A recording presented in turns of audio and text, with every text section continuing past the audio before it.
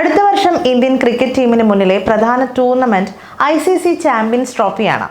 പാകിസ്ഥാൻ ആതിഥേയത്വം വഹിക്കുന്ന ടൂർണമെന്റിൽ ഇന്ത്യയുടെ മത്സരങ്ങൾ പാകിസ്ഥാന് പുറത്താകും നടക്കുക. ഫെബ്രുവരി മാർച്ച് മാസങ്ങളിലായാണ് ചാമ്പ്യൻസ് ട്രോഫി മത്സരങ്ങൾ. അതിനായുള്ള ഇന്ത്യൻ ടീമിനെ ജനുവരി പകുതിയോടെ BCCI പ്രഖ്യാപിക്കുമെന്നാണ് സൂചന.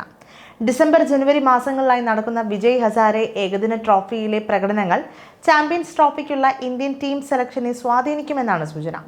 വിജയ് ഹസാരെ ട്രോഫിയിൽ താരങ്ങളുടെ പ്രകടനങ്ങൾ ഇന്ത്യൻ സെലക്ടർമാർ കൃത്യമായി നിരീക്ഷിക്കുന്നുണ്ടാകും.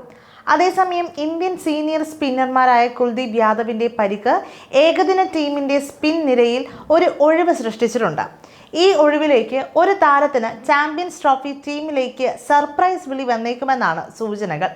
പ്രധാനമായും രവി ബിഷ്ണോയ്, വരുൺ ചക്രവർത്തി എന്നീ രണ്ട് താരങ്ങളാണ് കുൽദീപ് യാദവിന്റെ സ്ഥാനത്ത് ICC ചാമ്പ്യൻസ് ട്രോഫിക്കുള്ള ഇന്ത്യൻ സ്ക്വാഡിൽ ഇടം പിടിക്കാൻ രംഗത്തുള്ളത്.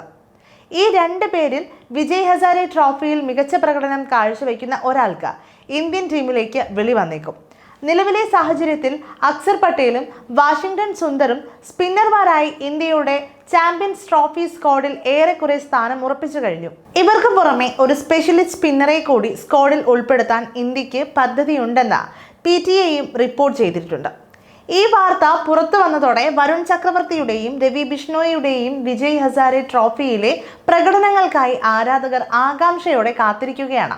ഒരിടവേളയ്ക്ക് ശേഷം ഇക്കഴിഞ്ഞ ദക്ഷിണാഫ്രിക്കൻ പര്യടനത്തിൽ ഇന്ത്യൻ ടീമിലെത്തിയ താരമാണ് വരുൺ ചക്രവർത്തി.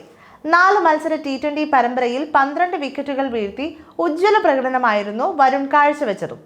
ഏകദിനത്തിൽ പക്ഷേ ഇതുവരെ ഇന്ത്യക്കായി അദ്ദേഹം കളിച്ചിട്ടില്ല. ചാമ്പ്യൻസ് ട്രോഫിക്കുള്ള ഇന്ത്യൻ ടീമിലേക്ക് ഈ സ്റ്റാർ സ്പിന്നർക്ക് സർപ്രൈസ് വിളി വരുമോ എന്നത് ശനിയാഴ്ച ആരംഭിക്കുന്ന വിജയ് ഹസാരെ ട്രോഫിയിലെ പ്രകടനങ്ങളിൽ നിന്ന് അറിയാം. രവി ബിഷ്ണോയി ഇന്ത്യക്ക് വേണ്ടി ഏകദിനത്തിൽ അരങ്ങേറ്റം കുറിച്ചു കഴിഞ്ഞ താരമാണ്.